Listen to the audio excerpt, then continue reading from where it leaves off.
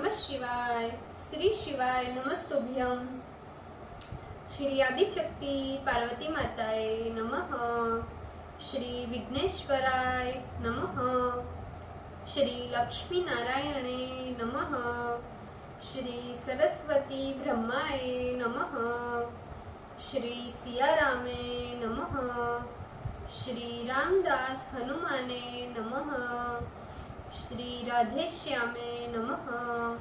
हे शिवजी, તમારી કૃપાથી હું આ શિવ પુરાણ વાંચી રહી છું અને મારી મમ્મી, બેન અને તમામ શ્રોતા શિવ પુરાણ સાંભળી રહ્યા છે। અમે બધા શિવ પુરાણનું જ્ઞાન પ્રાપ્ત કરી શકીએ એટલી શક્તિ પ્રદાન કરજો અને શિવ પુરાણનું તેજ સહી શકીએ એટલી ક્ષમતા પ્રદાન કરજો। હે વિઘ્નેશ્વર ગણપતિ બાપ્પા, તમે શિવ પુરાણના વંચનમાં આવતા તમામ વિઘ્ન હરજો। हे कृष्ण मनोहारिणी राधा जी, हे श्याम सुंदर, हे सिया राम जी, हे रामदास हनुमान जी, તમે શિવ પુરાણ સાંભળવા જરૂર પધારજો અને મારા હૃદયમાં સ્થાન ગ્રહણ કરજો। ઓમ નમઃ શિવાય। શ્રી શિવાય નમસ્તુભ્યમ। पंचम संहिता चत्वारिशोम अध्याय, पेज नंबर 1489। पितृ श्राद्ध के प्रभाव का वर्णन। व्यास जी बोले, श्राद्ध देव सूर्य के वंश का वर्णन सुनकर महर्षि शौनक ने सुत जी से आदर पूर्वक पूछा। शौनक जी बोले, हे चिरंजीव, हे व्यास शिष्य, हे सुत जी, आपको नमस्कार है। जो आपने परम दिव्य एवं अति पवित्र ये कथा सुनाई। आपने जो कहा कि श्राद्ध के देवता सूर्य देव है और उन्हीं से वंश की वृद्धि होती है, इस विषय में मुझे एक संदेह है जो मैं आपसे कहता हूँ। विवस्वान सूर्य देव श्राद्ध देव क्यों कहे जाते हैं? कृपया मेरे इस संदेह को दूर कीजिए, मैं उसे सुनना चाहता हूँ। हे प्रभु, इतना ही नहीं, आप श्राद्ध के महात्म्य तथा उसके फल को भी कहिए, जिससे पितरगण प्रसन्न होकर अपने वंश वालों का निरंतर कल्याण करते हैं। हे महामते, मैं पितरों की उत्पत्ति सुनना चाहता हूँ।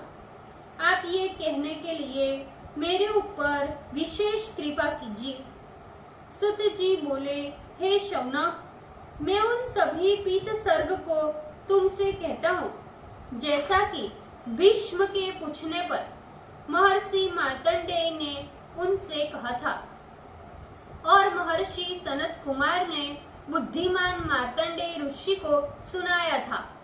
वह सभी कामनाओं को प्रदान करने वाले श्राद्ध का वर्णन मैं तुमसे कर रहा हूँ। शरशय्या पर स्थित हुए भीष्म ने युधिष्ठिर के पूछने पर जैसा कहा था, वह सब मैं तुमसे कहता हूँ, सुनो। युधिष्ठिर बोले, हे पितामह, पुष्टि चाहने वाले पुरुषों को किस प्रकार की पुष्टि प्राप्त होती है और कौन सा कार्य करके मनुष्य दुखी नहीं होता, ये सब मैं सुनना चाहता हूँ। सुत जी बोले, इस प्रकार युधिष्ठिर के पूछे जाने पर धर्मात्मा भीष्म ने वहां बैठे हुए सभी श्रोताओं से कहा। भीष्म बोले, हे युधिष्ठिर, जो मनुष्य प्रेम से श्राद्धों को करते हैं, उन श्राद्धों से प्रसन्न हुए पितर श्राद्धकर्ता का सब प्रकार से कल्याण करते हैं। इतदर्थ श्रेष्ठ फल की इच्छा रखने वाले मनुष्य पिता, पितामह और प्रपितामह इन तीनों का पिंडों से श्राद्ध करते हैं। श्राद्ध से प्रसन्न हुए पितर धर्म तथा प्रजा की इच्छा करने वाले अपनी संतानों को धर्म तथा संतान प्रदान करते हैं और पुष्टि चाहने वालों को पुष्टि भी प्रदान करते हैं। युधिष्ठिर बोले, हे पितामह, किन्हीं के पितर स्वर्ग में निवास करते हैं और किन्हीं के पितर नरक में निवास करते हैं, और प्राणियों को कर्म फल भी नियत रहता है। उन पितरों को श्राद्ध के द्वारा दिया गया पिंड आदि किस प्रकार प्राप्त होता है, और नरक में स्थित हुए पितर किस प्रकार फल देने में समर्थ है। मैंने सुना है कि देवता लोग भी स्वर्ग में पितरों का श्राद्ध करते हैं। मैं ये सब सुनना चाहता हूँ, आप विस्तार पूर्वक मुझसे कहिए। भीष्म बोले, हे शत्रुओं का दमन करने वाले युधिष्ठिर, इस विषय में अन्य लोक को प्राप्त हुए मेरे पिता ने जैसा कहा है और उनसे जैसा मैंने सुना है, वो इतिहास तुमसे कहता हूँ। किसी समय जब मैं श्राद्ध काल में पिंड दान देने लगा, तब मेरे पिता ने भूमि का भेदन कर अपने हाथ में पिंड दान ग्रहण करना चाहा, किंतु ऐसी विधि नहीं है कि पिंड हाथ में दिया जाए। ऐसा सोचकर मैंने कुशाओं पर ही पिंड दान किया। इससे संतुष्ट हुए मेरे पिता मुझसे मधुर वाणी में बोले, हे अनघ, हे भरत श्रेष्ठ, मैं तुमसे संतुष्ट हूँ। तुम्हारे जैसा धर्मात्मा एवं विद्वान पुत्र को प्राप्त कर मैं सचमुच भाग्यशाली हूँ। हे पुरुषोत्तम, तुमसे मुझे जैसी आशा थी, तुमने उसी प्रकार मुझे तार दिया। राजा धर्म की प्रधानता देते हुए जैसा आचरण करता है, प्रजा भी उसी को प्रमाण मानकर उसी का आचरण कर अनुसरण करती है। हे भरत श्रेष्ठ, हे पुत्र, तुमने वेद धर्म को प्रमाण मानकर ऐसा आचरण किया है, अतः तुम मुझसे सनातन वेद धर्मों के सुनने के अधिकारी हो। तुम्हारे इस कार्य से प्रसन्न होकर मैं तुम्हें तीनों लोकों में दुर्लभ उत्तम वर देता हूँ, तुम उसे ग्रहण करो। हे पुत्र, तुम अपनी इच्छा अनुसार जीवित रहोगे। मृत्यु तुम्हारा कुछ अनिष्ट नहीं कर सकती। मृत्यु तुम्हारी इच्छा पर ही निर्भर रहेगी। अब इसके अतिरिक्त तुम और जो उत्तम वर चाहते हो, मैं वो सब तुम्हें दूंगा। हे भरत श्रेष्ठ, तुम्हारे मन में जो इच्छा हो उसे मांगो। उसकी ऐसा कहने पर कृतकृत्य हो मैंने हाथ जोड़कर उनका अभिवादन किया और बोला, हे मानद, मैं आपको प्रसन्न देखकर एक प्रश्न पूछता हूँ, आप उसका उत्तर मुझे दे। उन्होंने मुझसे कहा, पुत्र, जो इच्छा हो वह पूछो, मैं उसे बतलाऊंगा। तदंतर मैंने पूछने पर पिता ने कहा, शांतनु बोले, हे तात, मैं तुम्हारे प्रश्न का उत्तर यथार्थ रूप से दे रहा हूँ।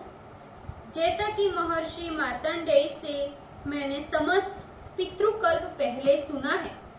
हे तात, जैसे तुम मुझसे पूछोगे वही प्रश्न मैंने महर्षि मार्तंडेय से पूछा था।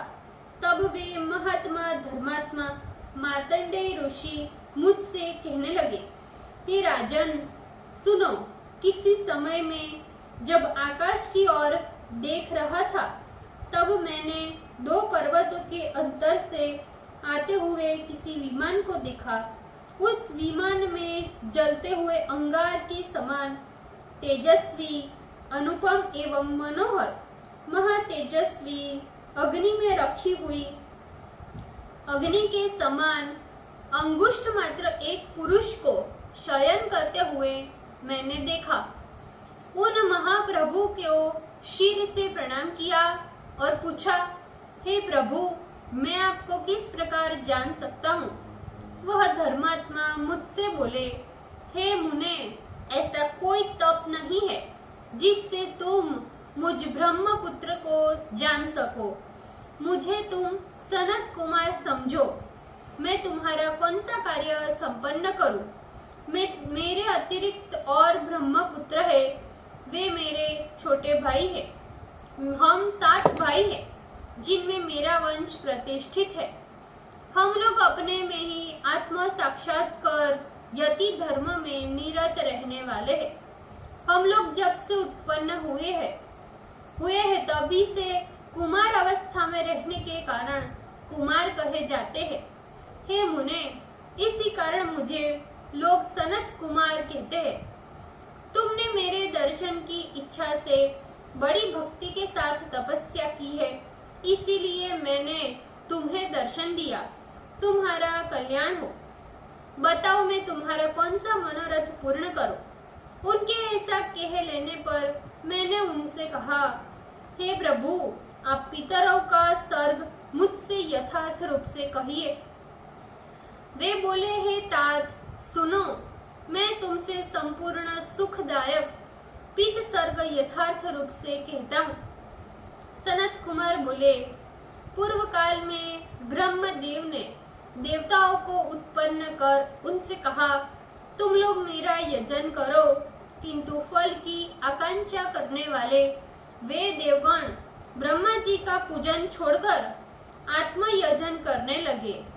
ये देखकर ब्रह्मदेव ने उन्हें श्राप दिया, हे मूढ़ो, तुम लोगों का ज्ञान नष्ट हो जाएगा। तदंतर ज्ञान के नष्ट हो जाने से वे देवगण ब्रह्मदेव के पास पहुंचे और विनम्र होकर बोले, हे प्रभु, हम लोगों पर दया कीजिए। ब्रह्मा ने उनसे अपने इस कर्म का प्रायश्चित करने के लिए कहा। तुम लोग अपने पुत्रों के पास जाकर इसका प्रायश्चित पूछो, तभी ज्ञान प्राप्त होगा। ऐसे सुनकर वे प्रायश्चित पूछने के लिए अपने पुत्रों के पास गए और अपने इस कर्म का प्रायश्चित उनसे पूछा। जब उनके पुत्रों ने उस देवगण को पुत्र कहा, इस शब्द से संबोधित कर प्रायश्चित बताया, तो वे नाराज होकर ब्रह्मदेव के पास पुनः आकर इसका कारण पूछने लगे। तब ऐसा संदेह करने वाला उन देवताओं से ब्रह्मदेव ने कहा, हे देवगणों, तुम लोग ब्रह्मवादी नहीं हो, तुम्हारे पुत्र ही वास्तव में ब्रह्मज्ञानी है।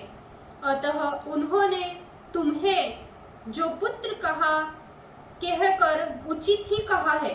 संशय को छोड़कर तुम लोग मेरी बात सुनो।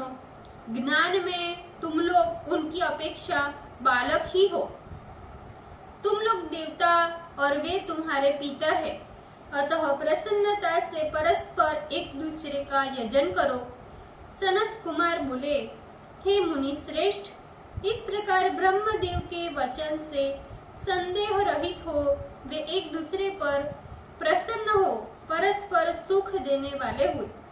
देवताओं ने अपने पुत्रों से कहा, तुम लोगों ने हमें पुत्र कहा, ऐसा कहा है, इस कारण तुम लोग पितर हो, इसमें संशय नहीं। जो मनुष्य पितृ श्राद्ध में पितृ यजन करेगा, उसके श्राद्ध से परम प्रसन्न हुए सोम, समुद्र, पर्वत, वन एवं चराचर समस्त लोकों को तृप्त करेंगे। इतना ही नहीं, जो मनुष्य पुष्टि की कामना से श्राद्ध में सर्वत्र वर्तमान अपने पिता, पितामह एवं प्रपितामह को नाम गोत्र पूर्वक 3 पिंड दान करेंगे, उनके श्राद्ध से प्रसन्न हुए पितर उन्हें पुष्टि प्रदान करेंगे और उनकी मनोकामना पूर्ण करेंगे। उनकी बात सत्य हुई। देवगण पुत्र हुए और उनके पुत्र पितर हुए। इस प्रकार धर्म का पालन करने के कारण ही देवता पुत्र हुए और उनके पुत्र पितर रूप से पृथ्वी में प्रसिद्ध हुए। ओम नमः शिवाय। श्री शिवाय नमस्तुभ्यम। ભૂલ ચૂક માફ કરજો શિવજી, કૃપા રાખજો। આજના શિવ પુરાણના વંચનનું પુણ્ય મને પ્રદાન કરજો શિવજી। ઓમ નમઃ શિવાય। શ્રી શિવાય નમસ્તુભ્યમ।